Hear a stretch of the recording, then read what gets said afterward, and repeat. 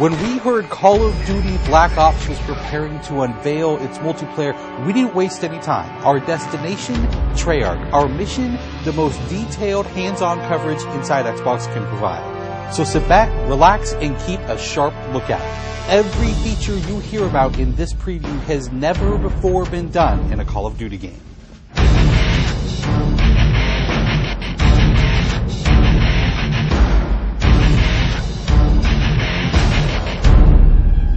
We begin where the multiplayer trailer for Black Ops left off, with theater mode.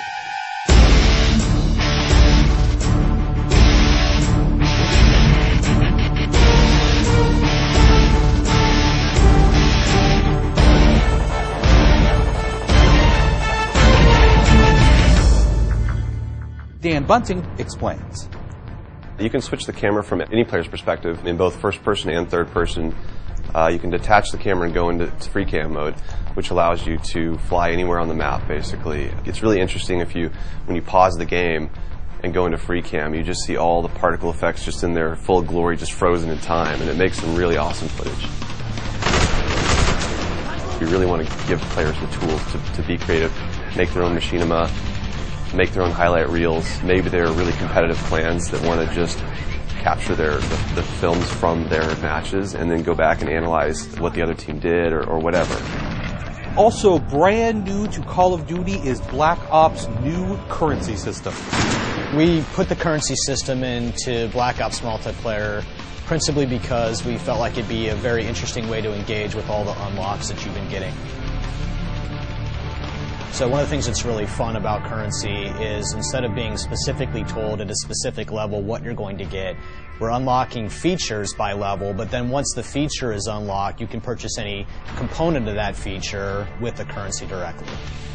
Of course, when you got a little currency jingling in your virtual pockets, nothing feels better than putting it on the line against your fellow players. Say hello, everyone, to wager matches.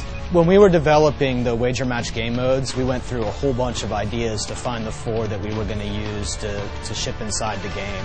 And really, if it wasn't people screaming in joy and frustration when they were sitting around the office playing, it wasn't good enough to be a wager match. Wager matches are all free-for-all modes, and they exist separately from the standard playlist.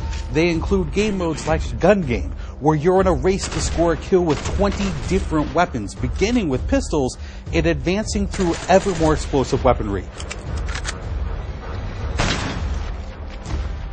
It's extremely rewarding for us as a design team to put something up there that people are reacting to really well and it's slightly different than what they get, and everyone loves the core game. And you have to be very careful when you're finessing the core mechanics of the game. But wager matches let us kind of get our creativity flowing and do some things that you're not normally used to, and then spin them up in unique ways and combine things in ways that you haven't seen before, that you never really thought of, and that wouldn't be appropriate for the core game, but are completely appropriate for wager matches.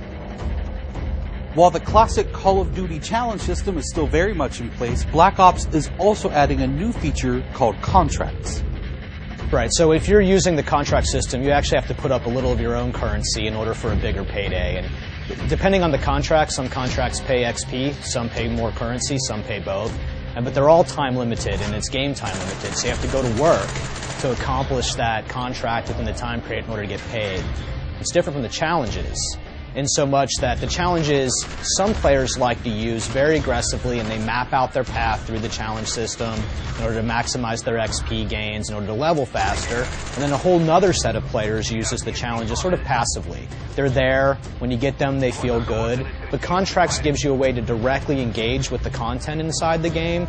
It says, hey, I'm an SMG guy, I want SMG based contracts, I'm going to chase my contracts, and I'm going to get paid. And that's fun. Another focus for Black Ops is player customization, including things like unlockable face paint, unique perk-specific character models, and a whole lot of weapon customization. We've been we stole the line from Full Metal Jacket, this is my weapon, this is my gun, and we're chanting that around the office as sort of our mantra for this feature. Originally it started with one of our designers he just made kind of an offhand comment one day where he said, you know, I really have a certain attachment to the weapon that's my favorite. I want to make that weapon mine, and that was all it took. So from there, it was just what are the things that are cool? It's like put your clan tag on your gun, of course. And we've got the emblem editor by itself is an element of creativity for players. And then the reticles, of course. So why not give people the option to select what kind of red dot they have? Maybe they don't like a dot. Maybe they like a circle. Maybe they like a triangle. Maybe they like a standard crosshair. Maybe they just want a line. And then there is combat training, which allows you to get comfortable with the trappings of multiplayer by competing in matches against AI-controlled opponents. You know, it's our hope that combat training can convert people who are largely single-player gamers who might have, dabbled around in multiplayer but never made that leap to playing online, and give them kind of this experience where they can get familiar with the mechanics and features and systems that multiplayer has, but they can do so at their own pace. They can do so without someone screaming in their ear what a noob they are, and practice up and then join the competitive fold. Experienced players could use combat training to practice up on a particular weapon, a particular tactic, or a particular map. So we think it appeals to both audiences, but most directly, it was designed to help new players get into the mix.